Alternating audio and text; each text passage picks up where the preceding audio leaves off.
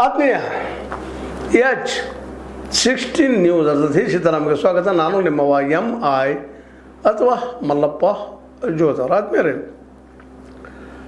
ನಾವು ಏನೋ ತಿಳ್ಕೊಂಡಿರ್ತೀವಿ, ಜನಸಾಮಾನ್ಯರು ಹೇಗೆ ತಿಳ್ಕೊತಾರೋ ಅಂತ ನಮ್ಗೆ ಗೊತ್ತೂ ಇರೋದಿಲ್ಲ. ಕೆಲವೊಂದಿಷ್ಟು ನಾವು ಮರೆತು ಬಿಟ್ಟಿರ್ತೀವಿ. ಇವತ್ತು ಅದೇ ಸ್ಥಿತಿ ಮೋದಿಯವರು ಎಲ್ಲ ಗೆಲ್ತನ ನಡೆದಿದ್ದಾರೆ. ಹೀಗಾಗಿ ಜನಸಾಮಾನ್ಯರನ್ನು ಒಪ್ಪಿದಾರೋ ಅನ್ನುವಂಥ ಮನಸ್ಥಿತಿ ಸಹಜವಾಗಿ ಅವರು ಇವತ್ತು ನೋಡ್ತಾ ಇದ್ದೀರಿ ಎಲ್ಲ ಕಡೆ. ಅದೇ ರೀತಿ ವಿದೇಶಾಂಗ ನೀತಿಯಲ್ಲೂ ನಾವು ಇವತ್ತು ಚರ್ಚೆ ಮಾಡಬೇಕಾಗಿದೆ. ಅವ್ರು ಹೆಂಗೆ ಅಮೇರಿಕಾ ಎದುರು ಏಕ್ದಮ್ ತಾವು ಕಾಂಪ್ರಮೈಸ್ಡ್ ಶರಣಾಗ್ಯಾರೇನೋ ಅನ್ನುವಂಥ ಏನು ರಾಹುಲ್ ಗಾಂಧಿ ವಾದ ಮಾಡ್ತಾರೆ, ಅದು ಆರೋಪ ಮಾಡ್ತಾರೆ, ಅದು ನಿಜಾನ ಅನ್ನುವಂಥ ಸ್ಥಿತಿಗೆ ಇವತ್ತು ನಾವು ಬಂದಿದ್ದೀವಿ. ಕಾರಣ ಇಲ್ಲೊಬ್ಬ ರೂಪೇಶ್ ರಾಜಣ್ಣ ಅಂತೇಳಿ ಕನ್ನಡ ಕಾರ್ಯಕರ್ತ ತಮ್ಮ ಯಕ್ಷನಲ್ಲಿ ಬರ್ಕೋತಾರೆ. ಏನಂದರೆ ನಾಯಕತ್ವದ ಬಣ್ಣ ಬಯಲು. ನಾವು ನಾಯಕರು ದೊಡ್ಡ ಹೇಳ್ಕೊಳ್ತಿದ್ದೀವಿ ಮೋದಿಯವ್ರ ಬದಲಾಗೆ. ಕನ್ನಡ ಕಾರ್ಯಕರ್ತರು ವಿಶೇಷವಾಗಿ ಒಂದಿಷ್ಟು ಮೋದಿಯವ್ರ ಬಗ್ಗೆ ಹೆಮ್ಮೆ ಇದ್ದಂಥ ಜನ ಅವರು ಇದ್ದಂಥವ್ರು ಇವತ್ತು ಅವ್ರ ಬಗ್ಗೆ ಒಂದು ವಿಶ್ಲೇಷಣೆ ಮಾಡ್ತಾ ಇದ್ದಾರೆ. ನಾಯಕತ್ವದ ಬಣ್ಣ ಬಯಲು. ಒಮಾನ್ ಕರಾವಳಿಯಲ್ಲಿ ಭಾರತದ ಹಡಗಿನ ಮೇಲೆ ಅಮೆರಿಕ ದಾಳಿ ನಡೆಸಿದೆ. 3 ಹಡಗುಗಳ ಮೇಲೆ ಒಂದಲ್ಲ ನಡೆಸಿದೆ. ಆದರೆ ಪ್ರಧಾನಿ ನರೇಂದ್ರ ಮೋದಿಯವರು ಈ ಬಗ್ಗೆ ಒಂದೂ ಮಾತನಾಡಬೇಕಾಗಿದ್ದರೆ ಯಾಕೆ ಮಾತನಾಡಿಲ್ಲ? ಭಾರತದ ನಾಯಕತ್ವಕ್ಕೆ ಎಂಥ ಸ್ಥಿತಿ ಬಂದಿದೆ, ಎಂಥದ್ದು ಬಂತ ಪರಿಸ್ಥಿತಿ ಅಂತ ಹೇಳ್ತಾ ಇದ್ದಾರೆ. ಅಮೇರಿಕವನ್ನು ಹೆದರಿಸೋದು ಹೋಗಲಿ, ಕನಿಷ್ಠ ಘಟನೆಯನ್ನು ಖಂಡಿಸಿ ಒಂದು ಹೇಳಿಕೆಯನ್ನು ಬಿಡುಗಡೆ ಮಾಡಬೇಕಲ್ಲವೇ? ನೋಡಿ, ಜನಸಾಮಾನ್ಯ ಇವತ್ತು ಮಾತಾಡ್ತಾ ಇದ್ದಾರೆ. ಎಲ್ಲಿ ಬಂದೈತಿ ನಮ್ಮ ಈ ಇವತ್ತಿನ ಮೋದಿಯವರ ಸ್ಥಿತಿ, ವಿದೇಶಾಂಗ ನೀತಿ ಬದಲಾಗಿ? ಯಾಕಂದರೆ ಒಂದು ಕಾಲಕ್ಕೆ ನೆಹರು ಅವರು ಅಲಿಪ್ತ ನೀತಿ, ನಾನ್ ಅಲೈನ್ಮೆಂಟ್ ಮೂಮೆಂಟ್ ಅಂತ ನಾವು ಕರಿತೀವಿ, ಅದನ್ನು ಅಳವಡಿಸ್ಕೊಂಡು ಅಮೆರಿಕ ಮತ್ತು ರಷ್ಯಾಗಳ ಜೊತೆಗೆ ಸಮಾನ ಗೆಳತಿ ನಡ್ಕೊಂಡು ಒಂದು ವ್ಯಕ್ತಿತ್ವ ನುಡಿಸ್ಕೊಂಡು ಬಂದಿದ್ರು. ಅವರು ತಮ್ಮದೇ ಅಂತ ಒಂದು ದೊಡ್ಡ ಹೋರಾಟವನ್ನು ಮಾಡ್ಕೊಂಡು ಬಂದಿದ್ರು. ಆದರೆ ನಮ್ಮ ಇವತ್ತು ಮೋದಿಯವರು ಅಮೆರಿಕ ಎದುರ ನೋಡ್ರಿ 3 ಜನ ನಮ್ಮ ನಾವಿಕರು ಅದ್ರಲ್ಲಿ ದಾಳಿ ಮಾಡಿ ಅಮೆರಿಕದ ಶಿಪ್ಗಳು, ವಾರ್ ಶಿಪ್ಸು, ಯುದ್ಧ ನೌಕೆಗಳು ದಾಳಿ ಮಾಡಿ 3 ಜನರ ಸಾವಾಗ್ಯದ. ಅದ್ರ ಬಗ್ಗೆ ಇವತ್ತಿನವರೆಗೂ ಜಸ್ಟ್ ಒಂದು ಏನಪ್ಪ ಅಂತಂದ್ರೆ ವಿದೇಶಾಂಗ ಒಂದು ಇದರಿಂದ ಮಿನಿಸ್ಟರಿಂದ ಒಂದೇನು ಮೆಸೇಜ್ ಹಾಕ್ತಾರೆ ಅಷ್ಟೇ ವಿನಃ ಮತ್ತೊಂದು ಇಲ್ಲ ಅಂತ. ಅದು ನಿಜವಾಗಿ ಅದನ್ನು ಮೋದಿಯವರು ಖಂಡಿಸ್ಬೇಕಾಗಿತ್ತು. ಖಂಡಿಸೋದು ಅಷ್ಟೇ ಅಲ್ಲ, ಜೋರ್ದಾರಾಗಿ ತಮ್ಮ ಮಾತನ್ನು ಹೇಳಬೇಕಾಗಿತ್ತು ಟ್ರಂಪ್ ಅವ್ರಿಗೆ. ಯಾಕೆ ಹೇಳಿಲ್ಲ ಅನ್ನುವಂಥದ್ದು ಇವತ್ತು ದೊಡ್ಡ ಪ್ರಶ್ನೆ ಆಗಿ ಹೋಗ್ಬಿಟ್ಟದೆ ಇವತ್ತು. ಯಾಕಂದ್ರೆ ಈಗಾರು ಹೇಳಿದಂಗೆ ನಿಮಗೆ ನಮ್ಮ ಹಿಂದಿನ ವಿದೇಶಾಂಗ ನೀತಿ ಬಗ್ಗೆ ಇವರು ಟೀಕೆ ಮಾಡ್ತಿದ್ರು ಆರಂಭದಲ್ಲಿ ಬಂದಾಗ, ಮತ್ತೇನೋ ಮಾಡ್ತಿದ್ರು. ಆದರೆ ಇವತ್ತು ಇವರೇನು ಯಾವ ಹಂತಕ್ಕೆ ಬಂದಿತ್ತಿದ್ದಾರೆ ಇವರು ಅಂತ. ನಿಜವಾಗಿಯೂ ಆವತ್ತು ನೆಹರು ಅವರು ಅಂತಾರಾಷ್ಟ್ರೀಯ ಮಟ್ಟದಲ್ಲೇ ರಷ್ಯಾ ಮತ್ತು ಅದೇ ಕಾಲಕ್ಕೆ ನಮ್ಮ ಅಮೆರಿಕ ಜೊತೆಗೂ ಸಹಿತ ಒಂದು ಅಂತರ ಕಾಯ್ಕೊಂಡಿದ್ರು. ಅವೆರಡೂ ಅವತ್ತು ಶಕ್ತಿಶಾಲಿನೂ ಆಗಿದ್ರು ಇಬ್ಬರು, ಎರಡೂ ದೇಶಗಳು.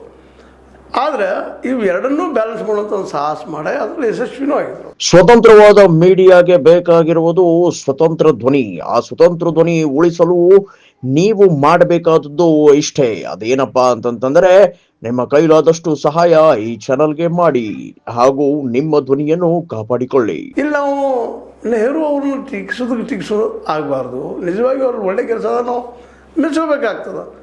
ಆದರೆ ಇವತ್ತು ಮೋದಿ ಅವರ ನೀತಿಯಿಂದಾಗೆ, ವಿದೇಶಾಂಗ ನೀತಿಯಿಂದಾಗೆ ನಾವು ಎಲ್ಲ ಕಡೆಯೂ ಕಳ್ಕೊಂಡಿದ್ದೀವಿ, ಏಕಾಂಗಿ ಆಗಿದ್ದೀವಿ, ಆರ್ಥಿಕವಾಗಿ ದುರ್ಬಲರಾಗಿದ್ದೀವಿ. ಇದು ಅಷ್ಟೇ ಮುಖ್ಯದ. ನೋಡಿ, ಅಮೆರಿಕ ಹೇಳಿದ ಮಾತು ನಾವು ಇದೆಲ್ಲ ಕೇಳ್ತಾ ಇದ್ದೀವಿ. ರಷ್ಯಾದ ಎಣ್ಣೆ ತರಿಸೋಂಗಿಲ್ಲಪ್ಪ, ಬಂದ. ನೀವು ವೆನೆಜುಲಾದಿಂದ ಎಣ್ಣೆ ತರಿಸ್ಬೇಕಪ್ಪ, ಎಸ್. ಏನು ಒಂದಕ್ಕೊಂದು ಸಂಬಂಧ ಇಲ್ಲ ಅಂದರು. ಯಾಕಂದರೆ ರಷ್ಯಾದಿಂದ ನಾವು, ಇರಾನಿಂದ ನಾವು ನಮ್ಮ ತೈಲವನ್ನು ತರಿಸ್ಕೊಂಡ್ರೆ ನಮ್ಗೆ ಕಡಿಮೆ ರೇಟದಲ್ಲಿ ಬೀಳ್ತದೆ, ಸ್ವಸ್ಥ ಆಗ್ತದೆ ನಮ್ಗೆ. ಇಲ್ಲ, ಅಮೆರಿಕ ಡಿಕ್ಟೇಟ್ ಮಾಡ್ತದೆ, ಹಿಂಗೆ ಹೋಗ್ಬೇಕು ನೀವು ಅಂತೇಳಿ. ಈ ದಿಶೆಯಲ್ಲಿ ಇವತ್ತು ನಾವೇನು ತಿಳ್ಕೊಂಡಿದ್ವಿ, ಇಲ್ಲ ಎಲ್ಲ ಕಡೆ ಹೋಗಿಲ್ಲ ವಿಷಯ ಅಂತೇಳಿ. ಆದರೆ ಜನಸಾಮಾನ್ಯರು ಇವತ್ತು ಮಾತಾಡ್ತಾ ಇದ್ದಾರೆ, ಜನಕ್ಕೆ ತಿಳಿತಾ ಇದೆ. ಹೌದಪ್ಪ, ಇದು ತಪ್ಪಲ್ಲ, ಇದು ಯಾಕೆ ಮಾತಾಡಲಿಲ್ಲ ಇಲ್ಲಿವರೆಗೆ? 3 ಜನ ನಾವಿಕರು, ಸೈನಿಕರು ತಿಳ್ಕೊಂಡಿದ್ದಾರೆ, ಅದ್ರ ಬಗ್ಗೆ ಏನಿಲ್ಲ ಮೆಸೇಜ್ ಅವ್ರದ್ದು ಅನ್ನುವಂಥದ್ದು. ಈ ಪರಿಸ್ಥಿತಿಗೆ ಬಂದಿದ್ದ ಕಾರಣ ನಾವು ನಮ್ಮನ್ನು ಈ ಕಳೆದ 2014ರಿಂದ ಇಲ್ಲಿವರೆಗೆ ನಾವು ತೆಗೆದುಕೊಂಡಂಥ ವಿದೇಶಾಂಗ ನೀತಿ ಆಗಿರ್ಬೋದು, ಆರ್ಥಿಕ ನೀತಿ ಆಗಿರ್ಬೋದು, ನಾವು ದುರ್ಬಲಗೊಳಿಸಿಬಿಟ್ಟು ಅಂತ. ಆರ್ಥಿಕವಾಗಿ ಹೆಂಗೆ ದುರ್ಬಲ ಆಯ್ತಪ್ಪ ಅಂತಂದ್ರೆ, ನಾವು ಅಮೇರಿಕ ಬೆಲೆ ತುಂಬಿಟ್ಟಿವಿ, ಕಾರ್ಪೊರೇಟ್ಗಳನ್ನ ಬೆಳೆಸಿದ್ವಿ, ಸ್ವ ಉದ್ಯೋಗಗಳು ಬೆಳೆಸಲಿಲ್ಲ, ಸ್ಮಾಲ್ ಸ್ಕೇಲ್ ಇಂಡಸ್ಟ್ರಿಗಳನ್ನು ಬೆಳೆಸಿಲ್ಲ, MSMEಗಳನ್ನು ಬೆಳೆಸ್ಕೊಳ್ಳಿಲ್ಲ, ನಿಧಾನಕ್ಕೆ ಬ್ಯಾಂಕ್ಗಳನ್ನ ನಾವು ಮರ್ಜ್ ಮಾಡ್ತಾ ವಿಲೀನ ಮಾಡ್ತಾ ಕಡಿಮೆ ಮಾಡ್ತಾ ಬಂದ್ವಿ. ಅಂದ್ರೆ ಒಟ್ಟಾರೆಯಾಗಿ ಇಡೀ ವ್ಯವಸ್ಥೆಯನ್ನು ನಾವು ಏನು ಮಾಡಿದವಪ್ಪ ಅಂದ್ರೆ ಅಮೇರಿಕ ಮೇಲೆ ಡಿಫೆಂಡ ಅನ್ನುವಂಥ ಮಾಡ್ಕೊಂಡ್ಬಿಟ್ವಿ. ಹೀಗಾಗಿ ಇವತ್ತು ನಾವು ಪಾಕಿಸ್ತಾನ ಗೆದ್ದಿದ್ದೀವಿ. ಪಾಕ್ ಅಕ್ಯುಪೈಡ್ ಏನದ ಕಾಶ್ಮೀರು ಅದು ನಾವು ಹೊಡೆದೀವಪ್ಪ, ನಾವು ಗೆದ್ದೀವಿ ಅಂತ ಹೇಳ್ಕೊಳ್ಳೋ ಸ್ಥಿತಿಯೊಳಗೆ ನಾವು ಇಲ್ಲಿ ಇವತ್ತು. ಅದಕ್ಕೂ ಅವ್ರು ಬಂದು ಹೇಳ್ತಾರೆ ಇಲ್ಲ ನಾವು ಹೇಳಿದ್ವಿ ಅದಕ್ಕೆ ನಿಂತು ಯುದ್ಧ ಅಂಥೇಳಿ ಟ್ರಂಪ್ ಅವ್ರು ಹೇಳ್ತಾ ಇದ್ದಾರೆ. ಎಷ್ಟು ನಾವು ಟ್ರಂಪ್ ಅವ್ರ ಮುಂದೆ ಇಡೋದು? ಅದರ ಅರ್ಥ ಟ್ರಂಪ್ ಅವ್ರು ಹೇಳಿದಂಗೆ ಕೇಳೋದು ಅಂದ್ರೆ ಒಟ್ಟಾರೆಯಾಗಿ ಇಲ್ಲಿ ಹೇಳುವಂಥದ್ದು ಏನಪ್ಪ ಅಂದ್ರೆ ಮೋದಿಯವರು ಕಳೆದ 12 ವರ್ಷಗಳಲ್ಲಿ ದೇಶದ ಅರ್ಥನೀತಿ ಅಂತ ಮುಗಿದೋಗ್ಬಿಟ್ಟದ. ಹೇಳಿದೆ ನಿಮಗೆ PSUಗಳು ಇದ್ದಿದ್ದೆಲ್ಲ ಪ್ರೈವೇಟ್ದವ್ರಿಗೆ ಕಾರ್ಪೊರೇಟ್ದವ್ರಿಗೆ ಹಂಚಿಬಿಟ್ಟಿದ್ದಾರೆ. ದುಡ್ಡಿಗೆ ಎಂಟ್ರಂಗೆ ಹೋಗಿದ್ದಾವೆಲ್ಲ ದೊಡ್ಡದನ್ನು ಕಟ್ಟಿ ಅವುಗಳಲ್ಲಿ ಒಂದು ಉದ್ಯೋಗ ಮಾಡಿಸ್ಬೇಕು ಅನ್ನೋದ್ರೊಳಗೆ ಯಾರ್ಯಾರಿಗೂ ಬಿಕ್ರಿ ಮಾಡಿಬಿಟ್ರು, ಕೊಟ್ಬಿಟ್ರು. ಇವತ್ತು ಇಲ್ಲಿ ಸ್ಮಾಲ್ ಇಂಡಸ್ಟ್ರಿ ಬೆಳೀಲಿಲ್ಲ, ಮತ್ತೊಂದು ಬೆಳೀಲಿಲ್ಲ, ಏನಿದ್ರು ನಾವು ಇಂಪೋರ್ಟ್ ಮಾಡ್ಕೊಳ್ಳೋಂಥ ಪರಿಸ್ಥಿತಿಗೆ ಒಂದು ಮಾರ್ಕೆಟ್ ಆಗಿಬಿಟ್ಟಿವಿ ನಾವು ಅಮೇರಿಕಕ್ಕೆ. ನಾವು ನಮ್ಮ ಸ್ವಂತ ಮಾರ್ಕೆಟನ್ನು ಬೆಳೆಸ್ಕೊಳ್ಳಿಲ್ಲ. ಹೀಗಾಗಿ ಇವತ್ತು ಅಮೇರಿಕ ಹೇಳಿದಂಗೆ ಕೇಳುವಂಥ ಸ್ಥಿತಿಗೆ ದುರ್ಗತಿಗೆ ನಾವು ಬಂದಿದ್ದೀವಿ ಅನ್ನೋದನ್ನು ಇಲ್ಲೇ ರೂಪೇಶ್ ರಾಜನ್ ಅವರು ತಮ್ಮದೇ ಆದ ಭಾಷೆಯಲ್ಲಿ ಹೇಳ್ತಾ ಇದ್ದಾರಂತ. ಯಾಕಂದ್ರೆ ಅಟ್ಲೀಸ್ಟ್ ಈ 3 ಜನರ ಮೇಲೆ ದಾಳಿ ಮಾಡಿದ್ದಾರೆ ಹೋಮ್ರೂಜ್ ಏರಿಯಾದಲ್ಲೇ. ನಾವು ಒಂದು ಕಡೆ ನಿಲ್ಲಿಸ್ಕೊಂಡಿರ್ತೀವಿ ನಮ್ಮ ಹಡಗುಗಳನ್ನ, ನಿಲ್ಲಿಸ್ಕೊಂಡು ನಿಂತಾಗ ನಮ್ಮ ಮೇಲೆ ದಾಳಿ ಮಾಡ್ತಾರಪ್ಪ ಅಮೇರಿಕನ್ಸ್ ಅಂದರೆ ಏನಿದ್ರ ಅರ್ಥ? ಮತ್ತು ನೋಡಿದ್ರೆ good friend, best friend, my best friend ಅಂತ ಟ್ರಂಪ್ ಹೇಳ್ತಾರೆ. ಮೋದಿಯವರು ಅದೇ ರೀತಿ ಹೇಳ್ತಾರೆ. ಮತ್ತು ಈ ಫ್ರೆಂಡರ ಹಡಗಿನ ಮೇಲೆ ದಾಳಿ ಮಾಡೋದು ಇದ್ಯಾವ ನ್ಯಾಯ? ಹೋಗ್ರಿ ದಾಳಿ ಆಗ್ಯದ ಅಟ್ಲೀಸ್ಟ್ ಖಂಡಿಸ್ಬೇಕಲ್ಲ ನಮ್ಮ ಮೋದಿಯವರು. ಯಾಕೆ ಖಂಡಿಸ್ತಾ ಇಲ್ಲ?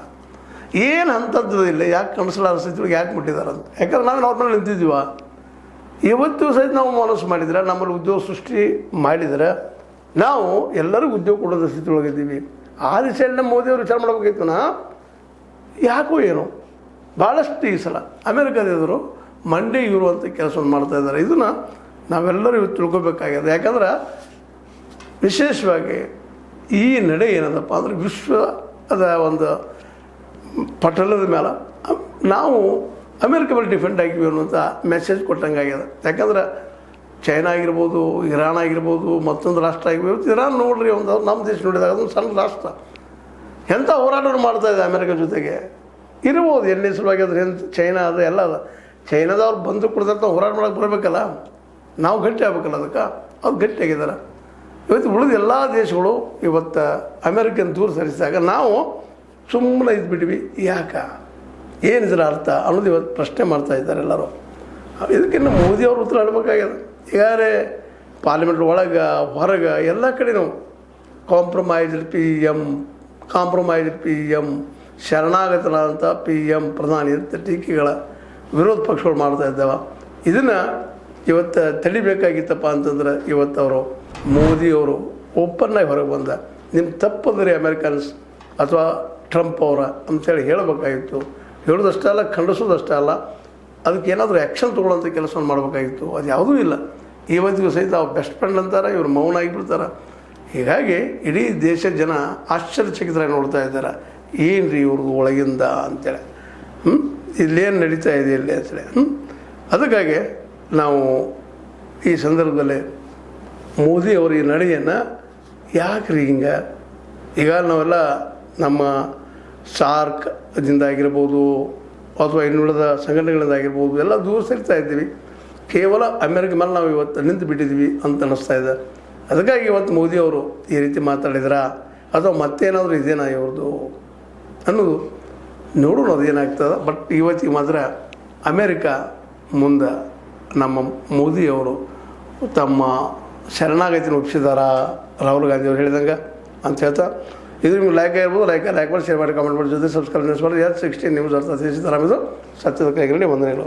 ಆತ್ಮೀಯ ಸಾರ್ವಜನಿಕರಲ್ಲಿ H16 ಅರ್ಥಾತ್ ಸೀತಾರಾಮದಿಂದ ಒಂದು ಮನವಿ. ಈ ಸಂಸ್ಥೆ ಭ್ರಷ್ಟಾಚಾರ, ಅನ್ಯಾಯ, ಅತ್ಯಾಚಾರಗಳಿಂದ ನೊಂದವರ ವೇದಿಕೆ. ಅನ್ಯಾಯಕೋರರ, ಭೂಗಳ್ಳರ, ನಶಾ ಸಾರಾಯಿ ಮಾಫಿಯಾಗಳ ವಿರುದ್ಧದ ಧ್ವನಿ. ರೈತರ, ಕೂಲಿಕಾರ, ಕಾರ್ಮಿಕರ, ಬಿದ್ದ ಸಮುದಾಯ ಜನರ ಧ್ವನಿ. ಬೆಂಬಲವಾಗಿ ನಿಂತು ತನುಮನ ಧನದ ಸಹಾಯಕ್ಕೆ ಸಾರ್ವಜನಿಕರಲ್ಲಿ ಕೋರಿಕೆ. ದಾನದ ಸಹಾಯ ನೀಡಿ ಸ್ವಾತಂತ್ರ್ಯ ಪತ್ರಿಕೋದ್ಯಮ ಉಳಿಸಿ ಬೆಳೆಸಿ. ವಂದನೆಗಳು. ತಮ್ಮನ್ನೇ ನಂಬಿರುವ ಮಲ್ಲಪ್ಪ ಇ ಜೋತಾವರ್. ಈ ಕೆಳಗಿನ QR ಸ್ಕ್ಯಾನ್ ಮಾಡಿ ಅಥವಾ ಈ ನಂಬರ್ ಅಂದರೆ 7411402405ಗೆ ಇಲ್ಲ 9686864852ಗೆ ನೀವು ಫೋನ್ಪೇ ಮಾಡಿ, ಪೇಟಿಎಮ್ ಮಾಡಿ ಅಥವಾ ಇನ್ನಾವುದೇ ಮಾಧ್ಯಮದಿಂದ ಗೂಗಲ್ ಮೂಲಕ ಸಹಾಯ ಮಾಡಿ ಈ ಪ್ರಾಮಾಣಿಕ ಪತ್ರಿಕೋದ್ಯಮವನ್ನು ಉಳಿಸಿ ಅಂತ ಮತ್ತೊಮ್ಮೆ ಮನವಿ. ವಂದನೆಗಳು.